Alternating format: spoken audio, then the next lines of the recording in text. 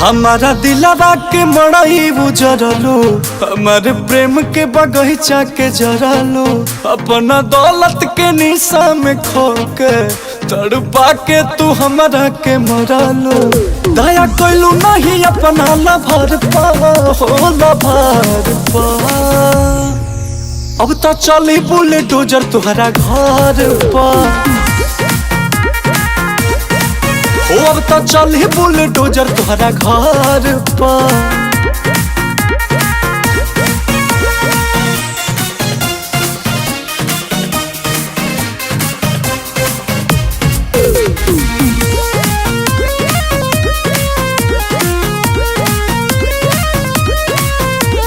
बांध के पगड़िया चैलेंज करिले, ईटा ईटा धके कबार दे।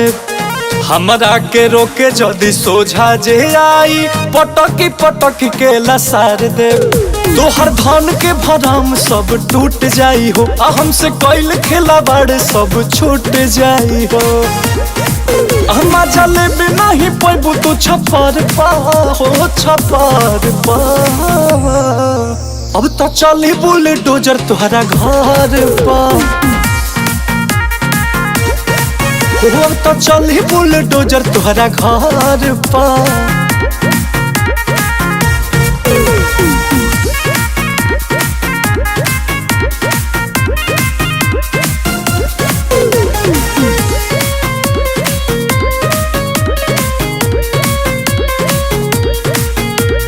खुला ऐलान तोहे लेके आइब, डोली बनी बुलडोजर हो।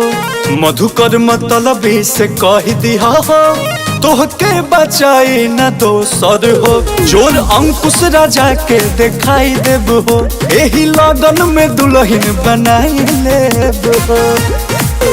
उड़ी कर दायब तोहरा शहर पा हो शहर पा। अब तो चली बुलडोजर तुहरा घर पा, हाँ अब तो चली बुलडोजर तुहरा घर पा।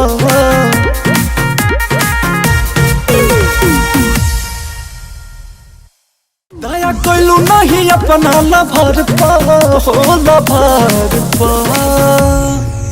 अब तो चली बुलडोजर तुहरा घर पा हो, अब तो चली बुलडोजर तुहरा घर पा।